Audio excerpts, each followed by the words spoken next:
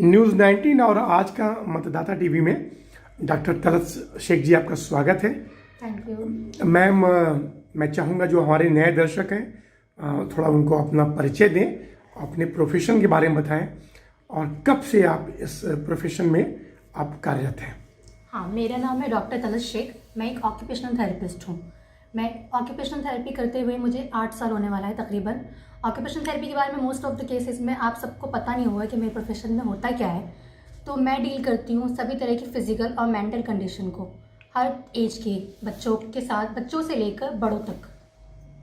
Ma'am, ये आपका profession है मैम, बहुत अच्छी बात है। मैम, आज का जो 21वीं सदी है, जो आज का कहा जाता है कि हमारा पूरा विश्व जो है, भारत देश भी विकसित हो गया, लेकिन अभी भी गांव से लेकर शहर में आज तक जो बड़ी बड़ी बीमारियां हैं उससे लोग ग्रसित हैं।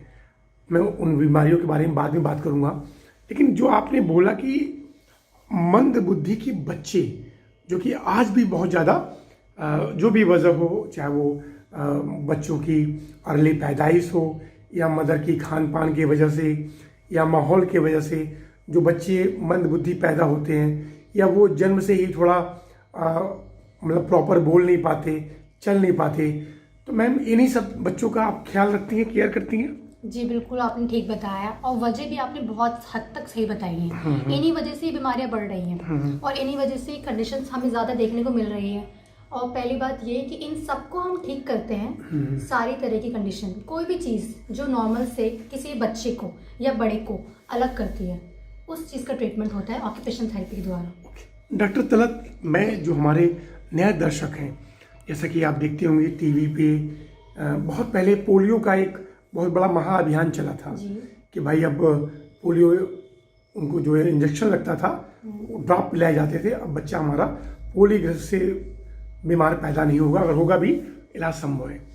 मैं थोड़ा आपका समय चाहूँगा, क्योंकि जो ट्रीटमेंट आप करती हैं गाजियाबाद में इस तरह के डॉक्टर्स बहुत कम हैं।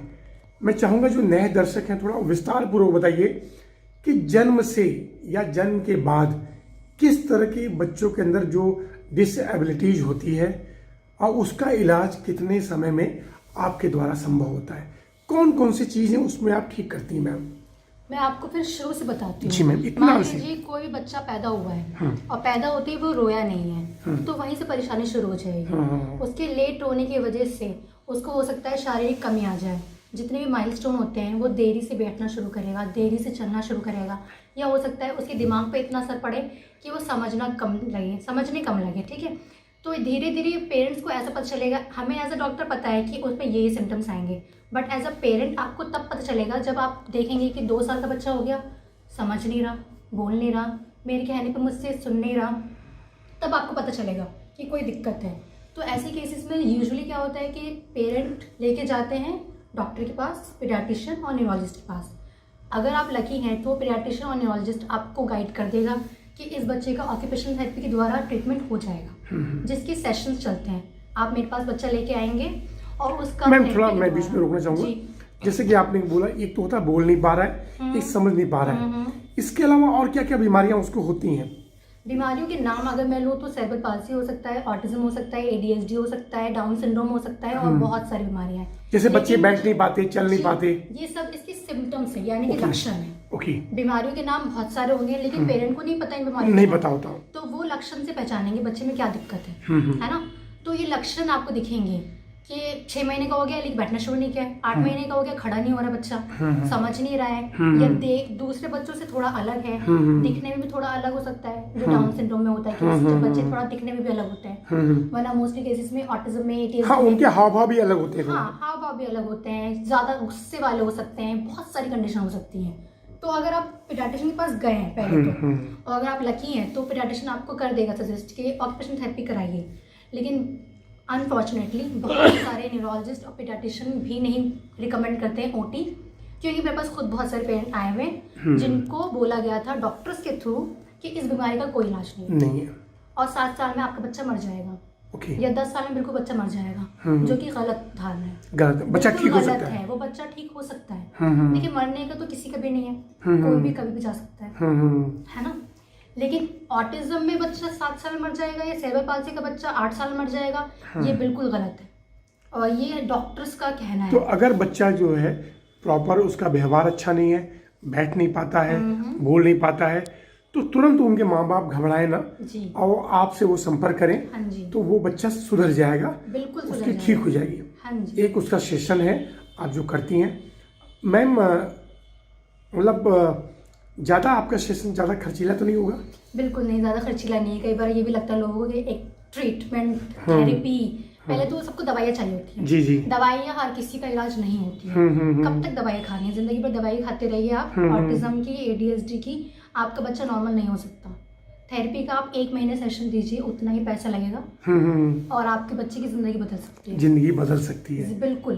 तो क्योंकि मेरे सेशन का, अगर मान लीजिए मेरे पास बच्चा आता है तो 40 मिनट का सेशन होता है और उसके चार्जेस 600 रुपए हैं, जो मुझे नहीं लगता ज्यादा है। आप किसी भी डॉक्टर के पास चले जाएंगे, इतने दवाई 2 मिनट लगता है, एक पर्ची देखते हैं और 600 रुपया, आप तो 40 मिनट उनको देंगे आप। और आपका क्या बोला जा सकता है इस चीज के लिए? 40 मिनट तो हम देंगे, वो हमारा काम है, हम खुशी खुशी देंगे, क्योंकि आपके बच्चे के लिए इम्पोर्टेंट है वो 40 मिनट। आपके बच्चे की लाइफ चेंज हो सकती है उस 40 मिनट से और 600 रुपए से।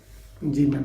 अच्छा मैम, इसके साथ मैं एक चीज़ चाहूँगा, आपने बोला, जहाँ तक मुझे जानकारी हुई, कि मंद बुद्धि के बच्चे भी, जो मेंटल बच्चे और या किसी भी उम्र के, उनका भी इलाज आप करती हैं। जी तो बिल्कुल। थोड़ा उसके बारे में बताएं मैम। अब मान लीजिए कि आप 7 साल का बच्चा है, कई बार जब बच्चा हर एक फील्ड में बिल्कुल ठीक है, सिर्फ मानसिक रूप से कमजोर है, तो बहुत हिडन हो जाता है। सोसाइटी में लोगों को पता ही नहीं चलता। एक आम भाषा में उसको बोल देंगे ये बिल्कुल अल्लड़ है, ये इसको समझ नहीं है, इसको दिमाग नहीं है। और जब पढ़ने जाता है स्कूल में तो उसको समझ नहीं आता। और कई बार माँ बाप को लगता है कि ये बदतमीजी कर रहा है या फिर इसको पढ़ना नहीं है, इसको काम पे लगा देते हैं, कुछ भी कर देते हैं, बट हो सकता है उसको समझ ही ना आ रहा हो। तो ऐसे में कई बार स्कूल वाले भी हेल्प करते हैं कि उनको पता चल जाता है कि बच्चे में कोई कमी है। तब अगर आप हमारे पास लेके आएंगे उसको, तो उसका ट्रीटमेंट भी पॉसिबल है, बिल्कुल पॉसिबल है। कि एक अगर 7 साल का बच्चा 3 साल की तरह व्यवहार कर रहा है, तो मैं उसको 7 तक लेके जाने में टाइम लगेगा, लेकिन हो सकता है वो 5 साल तक के बच्चे तक आ जाए, जो कि ऑफकोर्स बेटर है। अगर आपका बच्चा 7 साल का है और 3 साल की उम्र का बना हुआ है, तो आप धीरे धीरे हम उसको एज डेवलप करेंगे, जिससे वो नियर टू नॉर्मल आ जाएगा। नॉर्मल धीमे धीमे नियर टू नॉर्मल हो जाएगा। Near to normal. Actually normal word use नहीं किया सकता था, क्योंकि डिपेंड करता है पेशेंट टू पेशेंट। कई बार केसेस में हुआ है कि बिल्कुल ही नॉर्मल कंडीशन पे भी आ जाते हैं बच्चे, लेकिन नियर टू नॉर्मल एक टर्म यूज होता है कि आपका बच्चा बिल्कुल भीड़ में भी इकट्ठा रहेगा और नहीं लगेगा कि वो अलग है या कम है। वो अलग है। अच्छा मैम, अक्सर ये जो डिलीवरी हो रही है, इसका वजह क्या है? ऐसा क्यों हो रहा है? पहले ऐसा कम होता था, लेकिन आज ये ज़्यादा देखा जा रहा है कि बच्चे इस तरह के ज़्यादा पैदा हो रहे हैं। क्या वजह है? इन्वायरमेंट, खान पान, या ज़्यादा मोबाइल का उपयोग, ज़्यादा स्क्रीनिंग देखना, ज़्यादा गलत धारणा सोचना, क्या वाटेवर क्या है मैम? देखिए, वजह तो बेसिकली 2 है। पहली वजह तो यही है जो आपने बताया, बिल्कुल सही, कि आजकल का हमारा खाना पीना इतना शुद्ध नहीं है। सबके खाने में हर चीज की मिलावट, नेगेटिव थॉट्स, हाँ, और प्लस नेगेटिव थॉट्स, स्ट्रेस इतना ज्यादा है, सब वर्किंग है, सबका काम का प्रेशर है, ये सब चीजें तो हैं, और ये सब लैक करते हैं। लेकिन मेडिकल टर्म में इन सब का कोई कॉज अभी डिटेक्ट नहीं हुआ है कि ऑटिज्म का क्या कारण है या ADHD का क्या कारण है, वो सब कोई कॉज अभी नहीं पता चला है हमें। तो अभी हम सिर्फ अज्यूम ही कर पा रहे हैं। और सेकंड रीजन ये कि क्यों तादाद बढ़ रही है, वो है अवेयरनेस और एजुकेशन। हो सकता है पहले भी केसेस थे, लेकिन जानकारी नहीं, लेकिन हमें पता ही नहीं था कि डायग्नोज क्या करें इनको। तो इसलिए लोगों को नहीं पता था, उनका बच्चा था एबनॉर्मल, लेकिन उनको नहीं पता था कि एबनॉर्मलिटी है। और आजकल एजुकेशन है लोगों में, तो कई बार मिसगाइड भी हो रहे हैं लोग कि बच्चा सिर्फ शरारती ही है, लेकिन उनको लगता है कि कुछ दिक्कत है मेरे बच्चे को, क्योंकि उन्होंने पढ़ लिया इस बारे में, गूगल कर लिया इतना ज्यादा कि अब उनको नॉर्मल बच्चा भी एबनॉर्मल लग रहा है। तो इसकी वजह से भी केसेस नंबर बढ़ रहे हैं। ये 2 रीजन बहुत ज्यादा है।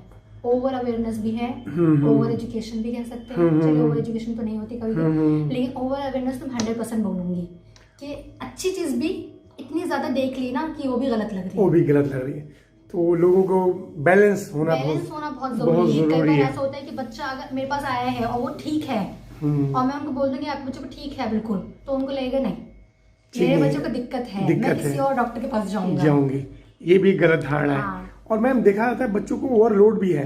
पेरेंट्स भी चाहते हैं कि ये भी कर लो, खेल भी लो, म्यूजिक भी कर लो, पढ़ाई भी कर लो, सब कुछ कर लो, इतने कम ओवरलोड भी करते हैं लोग। उनको चाहिए कि हमारा बच्चा सब कुछ कर ले, ताकि कंपटीशन में सबसे आगे रहे। किसी को एवरेज नहीं चाहिए, सबको टॉप करवाना है। तो वो प्रेशर तो आएगा ही बच्चे पे। वो प्रेशर की वजह से भी बहुत दिक्कतें बढ़ती हैं इसकी वजह से। मैम, एक सवाल और था, मैम क्या केंद्र सरकार और राज्य सरकार से कुछ डिमांड करेंगी कि भाई इस तरफ एक जागरूकता फैलाएं जिससे कि लोग जो है घबराएं ना, या इस तरह के बच्चों को ज्यादा प्रेशर न करें, अगर है भी तो उनका इलाज संभव है? बिल्कुल मैं करना चाहूंगी, बल्कि मैं बहुत ज्यादा चाहती हूँ कि सरकार हमारे लिए कुछ करे।